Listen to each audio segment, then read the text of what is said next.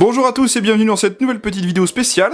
Aujourd'hui, je vais vous présenter un traceur de la marque T238 qui m'a été envoyé gratuitement par le shop nfstrike.com. Merci à eux d'ailleurs pour ça. Je vous en reparlerai à la fin de la vidéo, mais je vous mets déjà tous les liens de ce site en description et je vous en reparle un peu plus tard. Alors NFstrike, qu'est-ce que c'est? C'est tout simplement un site qui vend de l'équipement d'airsoft, du gear, des accessoires, plein de choses, et ils ont aussi la gamme T238. Donc c'est une gamme qui fabrique des moteurs, des MOSFET et aussi quelques traceurs d'airsoft. Et là en l'occurrence, ils m'ont demandé de faire une vidéo avec eux et j'ai pu choisir en l'occurrence deux produits. Donc il y aura une vidéo plus tard où je vous présenterai un MOSFET, mais là aujourd'hui je vais me concentrer sur le traceur. Le traceur précis que je vais vous présenter aujourd'hui, c'est le Spitfire T238. Donc voilà, c'est le nom du traceur, c'est le Spitfire. Alors pour la boîte, on a quelque chose de plutôt simple, le logo T238 sur un fond blanc, quelques petites choses. À l'intérieur, ça se comporte comme ceci. Hop, on a un petit couvercle en mousse, on a un câble de rechargement en micro USB, une petite clé Allen qui est fournie pour vous faire le montage. Vous retrouverez le pad vis à monter sur le T238, vous allez voir que c'est pas compliqué, là je l'ai déjà fait pour la vidéo. Et bien évidemment on a le traceur, le T238 Spitfire. Plutôt imposant ce T238, plutôt imposant ce traceur, parce que vous voyez il fait vraiment la taille de ma main. Il ira parfaitement sur des répliques longues. Et c'est tout ce qu'on a dans la boîte. Alors chose un peu dommage je trouve, c'est que T238, il n'y a pas de manuel de fourni. Ça aurait pu être bien, ça coûte rien de faire un petit manuel. Dans cette petite pochette on trouvait aussi une toute petite vis qu'il fallait monter avec le pad vis. Vous voyez que là j'ai monté le pad vis, c'est la partie grise qui fait le tour du diamètre là. Et donc la petite vis va venir se mettre ici en venant serrer le pad vis tout simplement. Et ensuite on aura donc le pad vis d'installer sur le traceur. Donc voilà comment ça se fait au montage, c'est vraiment tout simple,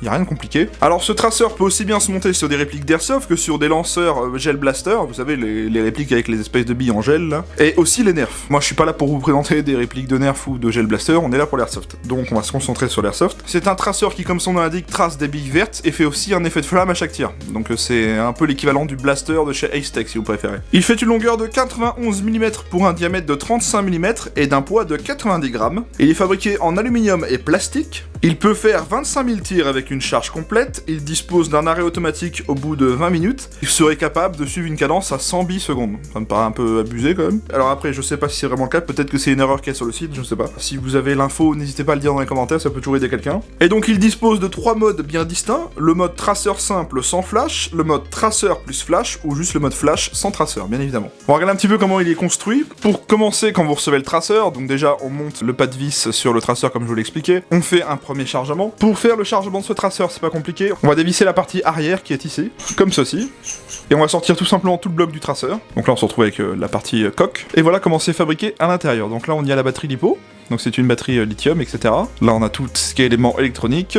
Et on y voit à l'intérieur les LED pour flasher, et on en a aussi 3 à l'avant, vous voyez là. Donc ces LED là vont servir à l'effet de flamme à chaque tir, et les LED à l'intérieur, c'est des LED UV haute puissance, vont servir à flasher la bille fluorescente. On a donc un petit bouton juste ici, donc je vous rassure, ce bouton est accessible quand on aura remonté le traceur, je vous le montrerai. Et sinon pour le rechargement du traceur, ça va se faire ici avec cette petite, ce petit port micro USB. Voilà, c'est assez simple dans l'utilisation. Et donc comme je vous l'ai dit, on a accès au bouton directement sur le traceur qui est ici. Si j'appuie une première fois sur le bouton, on active le mode flash et traceur, donc vous avez vu on a l'éclairage du tube et des LED extérieurs. Si je rappuie une autre fois, on a que le tube, juste le traçage de la bille mais sans flash. Et une dernière fois, on a le flash à chaque tir, tout simplement. Et si je rappuie une dernière fois, voilà, ça veut dire que le traceur s'est éteint. Donc là, il est complètement éteint. Bien sûr, je répète, il s'éteint tout seul au bout de 20 minutes. Donc ça, c'est quand même pratique. Vous n'allez pas user la batterie, en tout cas. Et puis, bah voilà, il est assez simple dans le fonctionnement, hein, honnêtement. Bon, je vais le monter sur mon 416 perso, voir ce que ça donne. Puis on ira faire le test de tir avec, du coup. Filetage 14 mm CCW classique. Bon, voilà ce que ça donne, entre guillemets, sur un 416D. Bon, là, ça va, parce que c'est une version CQB que j'ai. Je trouve que c'est pas trop gros, pas trop petit. C'est vrai qu'il fait un peu fat, hein, ce traceur. Mais bon, ça passe quand même sur une réplique longue. Donc honnêtement, moi, je trouve que ça va. On verra bien ce que ça donne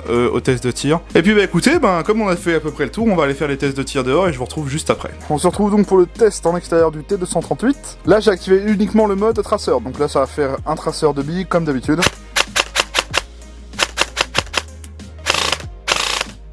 Ça change pas, c'est bien un traceur. On va appuyer sur le mode. Là on a activé le mode uniquement flash, donc on va avoir la flash à chaque tir.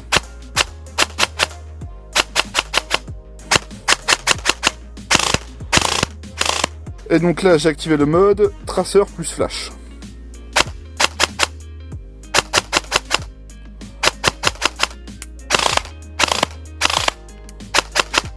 C'est un traceur tout ce qu'il y a de plus classique.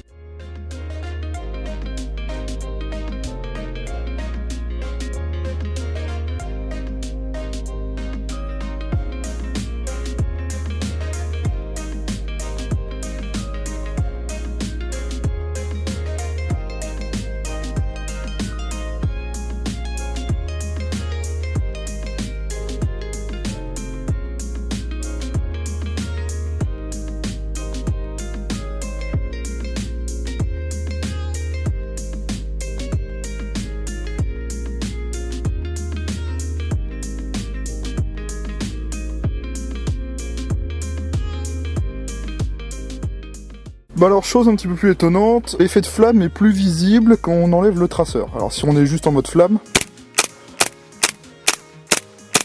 on a tendance à mieux voir la petite flamme à l'avant. Par contre, à partir du moment où je remets le mode traceur, je trouve que on voit moins l'effet de flamme. On a tendance à moins le voir. Traceur sans flamme, tout à fait classique, hein.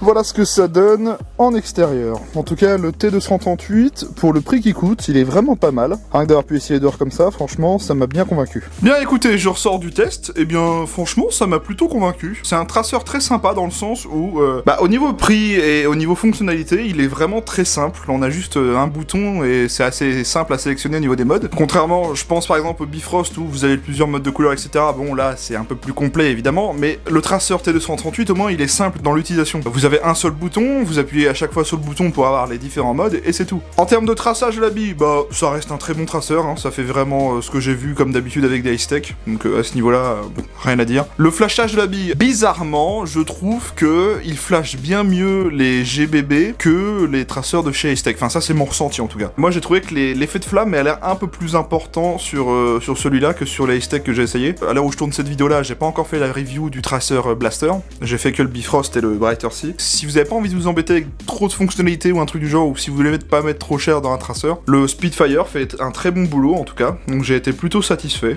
Voilà, j'ai pas grand chose à dire. En termes de finition, c'est très sympa. Faut aimer le design. En fait, dites-vous qu'il est très bien pour celui qui aime son design en tout cas, qui ne cherche pas un truc très compliqué à utiliser et qui cherche un truc plutôt abordable en termes de prix. On va y venir tout de suite d'ailleurs. On va faire la transition là-dessus. En termes de prix de ce petit traceur, on est sur un prix de $60, 59,99$ précisément, sur le site de nfstrike.com. Bien sûr, je vous mettrai le lien du traceur sur le site de NFStrike en description. Voilà, ça reste quand même relativement très abordable hein, pour un petit traceur. C'est la moyenne des traceurs aujourd'hui de toute façon, donc voilà. Je crois que 60€ c'est l'équivalent du moins cher de chez Ace-Tech. Si vous êtes plutôt convaincu par ce traceur-là que par le moins cher de chez Ace-Tech. D'ailleurs, petit point intéressant, c'est que contrairement à des traceurs Ace-Tech, je sais que les nouveaux de chez Ace-Tech ne le font plus non plus, mais ce modèle-là, quand il est allumé, on ne voit pas de flash à l'avant du canon. C'est-à-dire que on voit pas la LED qui clignote à chaque fois et qui pourrait vous faire repérer. Donc ça, c'est un détail que j'ai remarqué qui est assez important. Non, sinon, voilà, 60$ sur le site, je vous mets le lien en description. Merci beaucoup à nfstrike.com de m'avoir envoyé cet article pour vous en faire la vidéo. Alors, je vous en ai parlé au début, c'est un site qui vend du gear, des MOSFET, des moteurs, enfin plein de choses différentes, que ce soit pour l'airsoft ou même d'autres loisirs. Je vous mets le lien de leur site en description, ainsi que tous leurs réseaux sociaux en description. Vous n'avez rien à faire, vous avez juste à aller voir en dessous. En tout cas, merci à eux parce qu'ils m'ont proposé de vous faire une vidéo, et j'en aurai bientôt une autre à vous faire sur un des MOSFET de chez T238. J'ai confié le MOSFET à Vince, j'attends juste de voir